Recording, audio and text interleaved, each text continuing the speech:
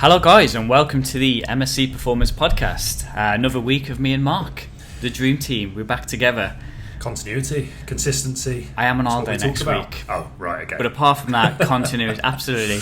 But we'll have a good replacement, I'm sure, with Max Craven, the super sub. Yeah, we'll see. You'll love being called that. Anyway, thank you all for listening, guys. We have two topics of conversation today. We're going to talk about a nice little article that came out looking at warm-ups, and we're also going to dive into a question that Mark received from his best friend, Matthew Clark. A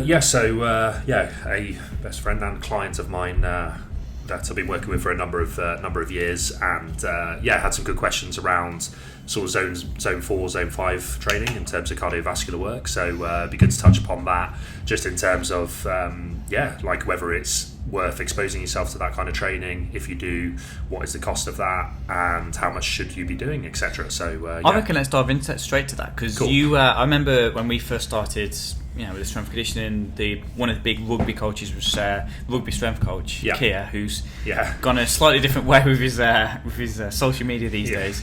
But he was massive into either zone 2 or like pure A lactate work and doing nothing in the middle. Yeah. And I remember even back then you were completely against that, and you always thought there was a place for that kind of mid-tier lactate work or that zone 3, is that zone 4 and 5? Sorry, so.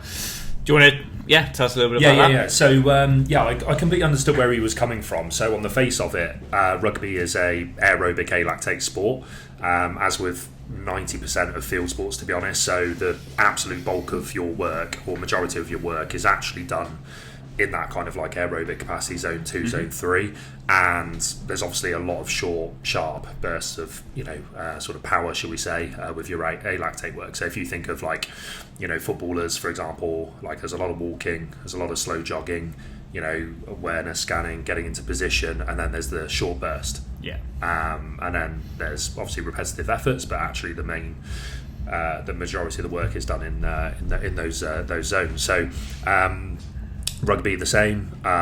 There's probably not as much walking, but like there's a lot of stoppages in play, more so than in football. There's a lot of there's a lot less ball in time play, so there's times where you're stopping, there's times where you're jogging, and then there's like quick bursts of output. So if I'm in defence, for example, like I'm jogging side to side, like scanning across, jogging, and then I've got to get off the line, I've got to make a hit, and it's like, so on the face, like I completely 100% get where he's coming from, and he is right in a sense, but I disagreed with the fact that like he thought there was no place for zone 4, zone 5, like high intensity work. Like for me, I think there's still a place in that. But I think again, for a lot of people looking to improve their aerobic base and their foundation, like we do want to build up as much mileage in that kind of, by mileage I don't necessarily mean like running mileage or anything like that, but like we want to do the majority of our time in that zone 2, zone 3 area to build up like the aerobic base. But for sure, still some benefits to doing the higher intensity work. I always think of it like if you separate strength and conditioning for a second, I always think of like your zone 2, your aerobic steady state capacity, and in a similar vein to strength, like maximal strength with like resistance work. So if you think of like weight training, like the higher the strength base, there's a point of diminishing returns potentially for like sportsmen and things like that, but generally speaking, like the higher the strength base, like the better everything else has the potential to be. So the stronger we are, we have more potential to build more muscle mass, we have the potential to work at higher loads for rep work, for hypertrophy work. We have the opportunity to work at higher loads for our power work and our rate of force development work, and it's kind of similar for me in conditioning. So the higher the base and the better our base of like zone 2, like zone 3 work, where we have that as big a aerobic base as possible, like good running mechanics, good mechanics on the rower, the bike, good cardiac rhythm, like breathing, nasal breathing on point, etc. The better that base, then the more opportunity we've got to be better at the zone 4, zone 5 stuff. We can actually delay when we get into that point. Like, so for example, I'm going to degrade myself a little bit here, but as we've discussed a little bit, like I've been sort of rebuilding my strength recently, and post rugby, probably the one thing that slacked off a little bit is my conditioning. So I've been like, we've been, messing around playing basketball once a week, which is like a bit of zone 2, maybe zone 3 work, and it's been pretty useful. But like in the last week, have exposed myself to a couple of conditioning sessions in the Metcons, which have been quite high intensity. And what I found is like because my base aerobic capacity isn't particularly good at the moment, I've been like shooting straight up to zone 4, zone 5, like real quick, and then the amount of minutes I'm spending in that area in the red zone is a lot more than you would like it to be, and therefore it has the knock-on effect. So I guess what you're saying is like the bigger the aerobic base, the less likely you are to shoot straight into these higher zones. Yeah, exactly. Yeah, exactly. Do you think that's the other way around as well? Do you think like having like great power output, like because then you're working at a lower percentage when you're doing the harder ones, do you think that also translates, or do you think if your aerobic fitness is 0, then you're going to be straight in regardless? Yeah, I think it does play a role, and I think that's where I was like disagreeing with the like rugby strength coach guy like a few years back. Like for me, I think it's the two go hand in hand, and it does kind of work in the reverse way as well. Like we know that things like with your weight training, like the higher the strength, if I get you on a prowler push, for example, if you think back to your powerlifting days where you were doing less conditioning work, like you're going to go pretty well in like a Metcon for those short sharp bursts of intensity, and therefore found out on the 4-minute ones. Found out on the 4-minute ones, but you can also like push that first 30 seconds a minute to get ahead of the average person who does no zone 4, zone 5, no strength work, to actually get yourself ahead of them. And then sure, maybe they catch up a little bit, and the longer the time goes on, like the benefits of having the better steady state base is going to overcome that. But like if you're thinking back to those powerlifting days, and let's say you're up against that endurance monster, like you're actually going to do really, really well in that, but because you've got that strength base. Sure. And then that also works into like conditioning. If you're good at the short, sharp, intensive bits, like the lactate work, the anaerobic work, then for sure that can have some carryover into like aerobic, but then the petrol gauge gets a little bit lower quickly if we don't have the base. Sure. So going back to rugby strength coach, it was all about like, right, build up as much mileage as possible in zone 2. And the advantage of that as well is that it's quite a low cost in terms of recovery, so we can do quite a lot of work in that zone. So like one thing that he was massive for, which I agree with and I'm big on as well, is tempo runs, like for field athletes. So just working at 60-70% of your like maximal aerobic speed, but building up mileage. So you come away from the session not particularly battered, but you've built up time in that zone. But I would also argue there's time for like things like Dan Baker, like rugby league S&C legend, like was big on mass, like maximal aerobic speed, and that's working a little bit more into the zone, higher end zone 3, 4, 5. He was big on that. The issue with that is the cost of recovery, being longer, and you just got to factor that into your session. So basically comes long down, way around it is good to obviously hit both. But it basically comes down to you're advocating for your high and low days again, aren't you? So you're saying like there's, rather than just having all your conditioning days or low days, you can have some harder days in there as well. So how would that, if you're going to factor in doing some zone 4 work, how would that factor into like a weekly setup? I guess because you're saying avoid the extremes. So you don't have to do all zone 2, you don't have to do all zone 5. There's a place for both. And how would you set that up with a weekly structure? I guess not just for rugby, but anyone that's looking for like overall conditioning, like how would that look? So that's a great question. In fact, before we get into that, there's just one more little thing I meant to add on to that. So if you take that, field athlete, for example, like you're in the rugby game and you're doing your jogging work, your side to side, you're up and down, zone 2, zone 3, you're feeling good. Like the game does have those high intensity moments, whereas like kick chase, for example, like, and I've got to like chase that kick and I've got to sprint back, or I'm making 2 or 3 tackles on the bounce. You're not just stopping after after 8 8 seconds. I've worked with guys who like, you just focus on that zone 2 work, and if you haven't had any practice to being exposed at the higher the higher temperatures, if you like, the higher heart rates, then that's really, really, really tough. So if you've only ever trained in those heart rate zones, all of a sudden to do that 90 seconds, to do that 2 minutes, and I've been there before where like, so my argument is it's not exclusively aerobic alactate. And I think, although his idea was right, I think just exposing yourself to those little minutes of that is important. And that carries over to your training as well. So going into your question there, I think for most people it is maybe like an 80-20 or a 90-10 thing where, okay, the majority of your work still wants to be in that steady state area, but we can expose ourselves, and I think it's good to expose ourselves to that 10 or 20 minutes. And even for the online client we're talking about, you know, I think like he's not competing anymore, like being a good level of rugby, but like just, you know, as with most of us as we're getting to this sort of age, wanting to just be the best athlete we possibly can. And yeah, we're going to look at like starting to just expose him again back into those like that hard training, and it's good for the soul as well, right? I was going to say, man, it's cool just to like mentally try and push when it's getting tough, because zone 2 you can just do forever. There's something about gritting in and trying to do that higher zone work. It's tough, man. And because I'm not trained in that area for a long time, like yesterday I wanted to give up. Like there was periods where I was like, you get that inner voice, and like we know when that inner voice comes in, you're probably like only 50-60% into what you can do. You can push beyond that, but like the voice came in quick and I was like, I don't like this, I want out.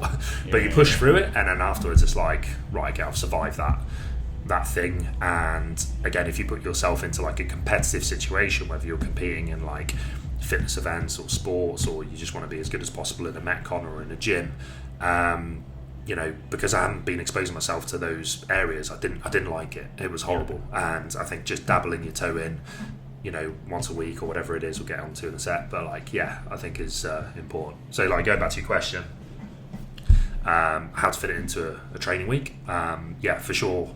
I think again, 80-90% of your work probably wants to be in those lower zones, build up that aerobic base, that aerobic capacity, recover quickly, able to do strength work, but maybe 10% of your work, 20%, you know, at most probably wants to be in the higher zones, really. So I think like in programming considerations, what you want to be doing, we obviously talk a lot about like a high and low model where like you've got harder days and you've got easier days. So like building up the aerobic capacity in zone 2, zone 3 can be a really good thing to do on your low days.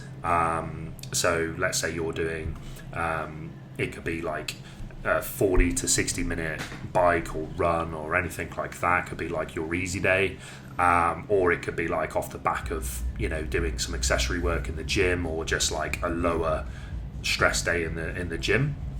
And the higher intensity days could be done on the back of your at the end of your like hard strength training session. So what you might do is you might do like your hard strength training session, and then you might throw on at the end a 10 or 15 minute like hard bit of conditioning where you're doing some horrible stuff, because the next day you've got a low day, so you've got an easier day, and that's where you can just do day off or accessory working long cardio or just long cardio. So I think it's good to separate the two, and the biggest consideration is just remember that like every minute you spend in that zone 4, zone 5 has a cost and has a recovery. So don't do your high intensity session and then like after that or the next day be looking for amazing results in terms of your strength work.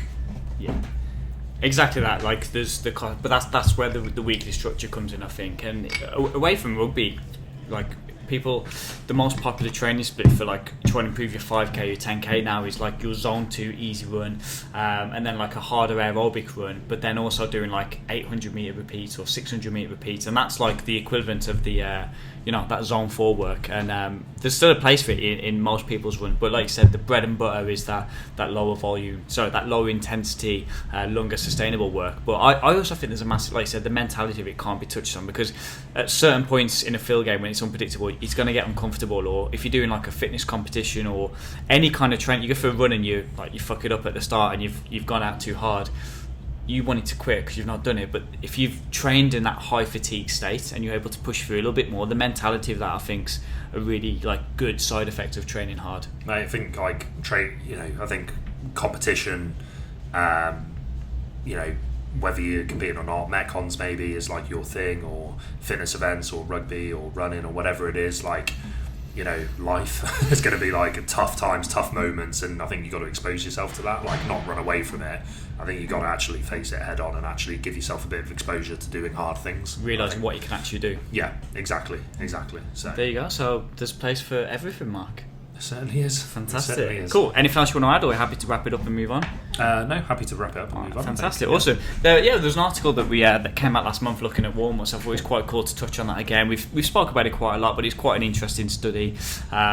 Basically comparing no warm-up sets to one warm-up set and two warm-up sets on a 10 rep max bench press. And the basic outcome was that there was no significant difference between the three groups. I think they all performed the same amount of reps. But then there was a few different caveats to it, and I thought it was quite cool to dive into that. Is the weight for the 10 rep max, the average weight was only 46 kilos. Okay. So when the absolute load on the bar is less than a higher weight, the amount of warm-up sets it would take to get there would be less anyway. Yeah. If you're doing 120 for 10, you're probably going to have to do 60, 100 and then go in at least. Yeah. For 40, you might do one warm-up set anyway, so it's not that much of a reduction. But yeah, what do you think about that result? Well, first of all, I'd say I always feel sorry for heavy, big powerlifters who are lifting a lot of tin and strongman and things like that, because it's geez, I mean, I know your sessions used to take a long time, and then if you got heavier athletes than you who are lifting more, it's geez, that is a lot of commitment to the game.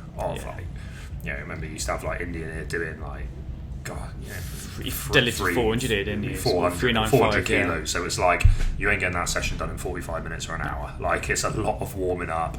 You can't just take those. Obviously, he's taking big jumps relatively, but it's tough. There's a couple of things there. It's now it's real trendy to take bigger jumps. I've always liked bigger jumps. Yeah, I've always liked bigger jumps. I think it's a really important thing to be able to if you've got your own warm up protocol. I've seen people really coaching at internationals where if you've had to change the plan, they get a little bit apprehensive about it and they get really nervous.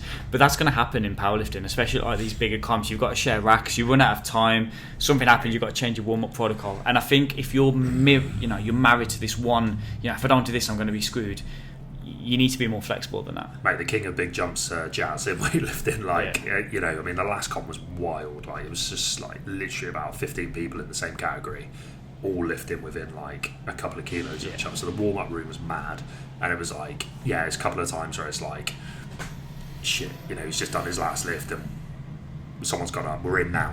So you got to be used to right, I've only had a minute between snatch, we've got to get out there and do it. And then there was one where it was 15 minutes or whatever between, or we've had to go up because someone else has gone up and we're going for medals, so it's we've got to take the big jump. So you've got to be comfortable in those strength sports of if that happens in comp, you've had some exposure to taking the big jumps and it doesn't phase you. So definitely. The other thing there is in the power, it's probably a little bit easier to control than powerlifting because you've got a dead set time when you start. Well, weightlifting it's obviously a bit more reactive to what's going on.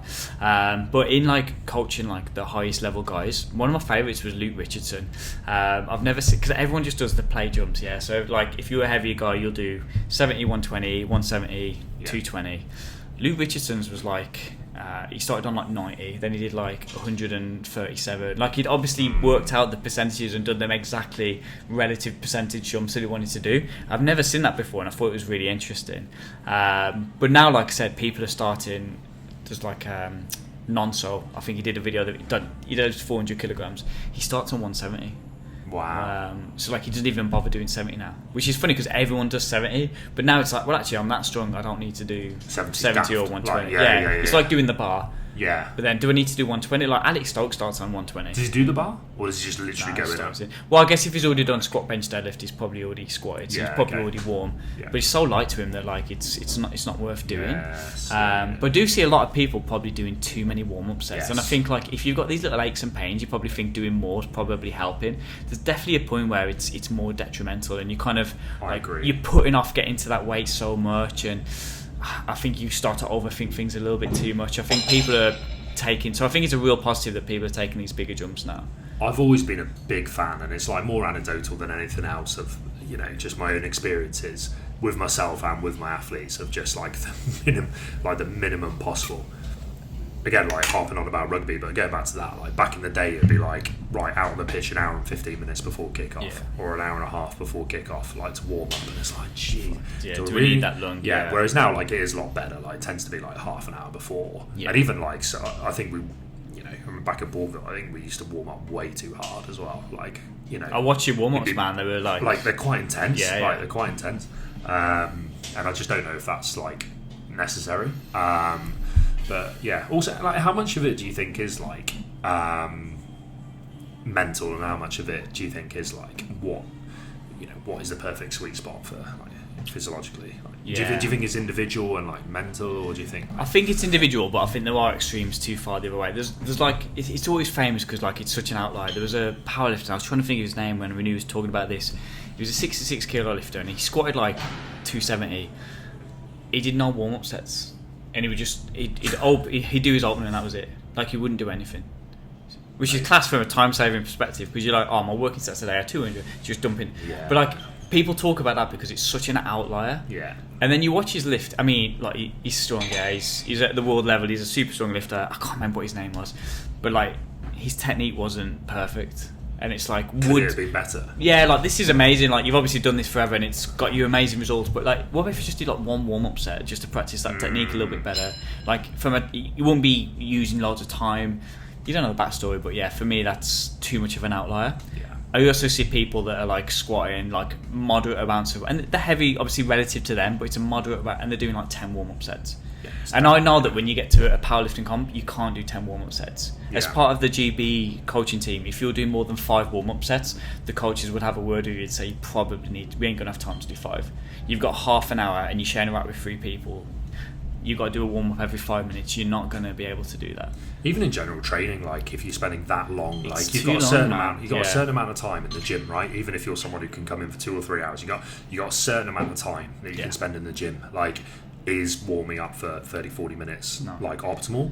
And that's not including your general warm-up as well, your dynamic stretching, you on the bike. If you're doing that and then you're spending 40 minutes warming up, and then you're skipping your accessories at the end, then you're starting to say like, what's going on here? Like, is this worth the cost of them missing out on all your accessories? There's a sweet spot somewhere. Like the opposite end is like the bro coming in and like just cracking on straight away, like, and going, a bit old school, bit hardcore, like sort of thing.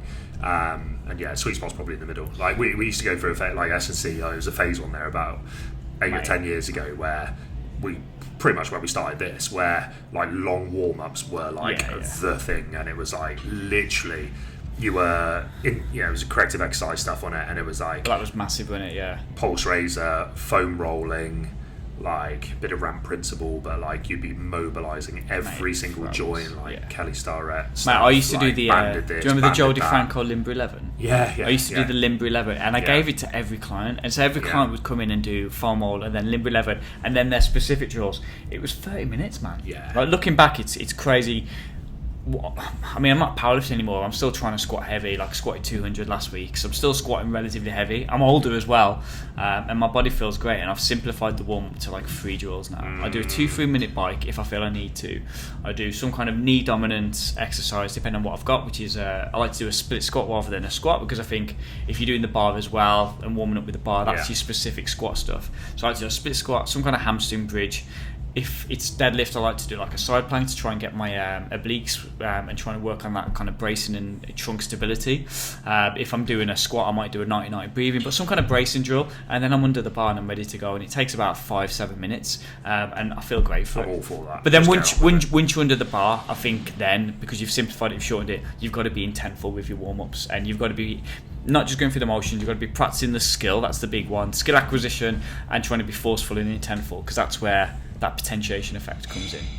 Well, if you're warming up for squats, right, and you're getting up to 200, like you get 70 on the bar, you get 100 on the bar, 120 or whatever, like all of a sudden you're into like your 30 to 70%, which is like your rate of force development work. So like you can actually get some good. Yes. You're not just warming up, like you're actually training the skill that you're trying to get better at with moderate load at as high a speed as possible. So when we're talking about like developing power, developing rate of force development, like you're getting some stimulus from that. Your warm-up as well as short term. Your warm-up sets mean something in the long term and in the short term, as you say. Like short term, just CNS stimulus. Recruitment of high threshold motor units, getting ready for that like heavy session, like heavy set, but also in the long term you're getting like 2 or 3 sets of 2-3 reps there of like actually developing your speed and your power. Going back to the warm-up, like do you do any mobility work at all now, or is it like more just No. The haters will say I squat high, but I don't do any mobility work. Occasionally, if I feel a little bit sore between sessions, I'll go and do like a bit of a 15-minute circuit. But it's more like a goblet squat through full range, a B stance RDL. I don't do any mobility, if I'm honest. Sometimes I'll do a Spider-Man lunge if I'm feeling a little bit, but it's like one drill. It's really, really simplified. Because I think, like you said, what the answer from this is like, we've told us warming up too long is too long, or it shouldn't be too short. I think the answer is you do the drills that you think are really beneficial to you. I think it should be like 2 or 3 max, and then realistically you should be doing maximum 2 or 3 warm-up sets if you're doing working weights. If you're doing a heavy single, it's probably going to be a few more, but like it shouldn't be any more than 2 or 3. You think the average person squatting, let's say 100 kilos, you're doing 60, 80, and then you could be in theory. So I think the last warm-up sets are probably going to be 15-20% jumps max. If you want to do a smaller jump, 10% about right, but 2 to 3 drills max. 2 to 3 warm-up sets max before you dive into the working weights. Do you think that's about right? Yeah, I think so. And just taking the warm-up like sets seriously, doing them properly. Phone away, head switched on. Like you're on. Like it's like, okay, as soon as we're into the session, we're on. I think, like you said, reframing it that, do you know what, you can actually get a good stimulus from this. You're not going to get a maximal strength stimulus, but you're getting a force reduction stimulus. Short term, it's going to help increase, whatever it is, nervous system activation. It's going to help short term as well. Once you know this information, it can change how you approach the warm-ups, because the amount of people that are still on their phones or just having a chat between, it's going to be social, but not taking it as serious, and then they get to the top sets, they don't feel amazing. It's like, could you have done anything a little bit different to make things feel better today? 100% agree. There you go, a little application. How are your warm-ups these days when you're doing, how does it look when you're doing a if you do a metcon or cardio? How does that warm-up look compared to strength? Because I know when I do my run, I'm just like, okay, I'm just gonna start running. Koza, who's a very good runner, he always does like a kilometre easy or 2 kilometres easy, and then he starts he does a proper running warm up. Again, practice the technique, I guess, and get into your stride. What do you think? So if I'm doing more of a high intensity session, I would start off with some low level plyometric work, maybe some jumps, some pogo jump, pogo hops, a couple of box jump, some bounds and some power skips would be probably something I'd look at before doing a bit of a high intensity, say metcon style session. If I'm doing a longer, slower thing, to be honest, I think it's so low in intensity. The level of my intensity at the moment is so low with that side of things. I just rock up straight into it. I remember when we were doing a bit of running back in October, November. It's I'm ready, Luke.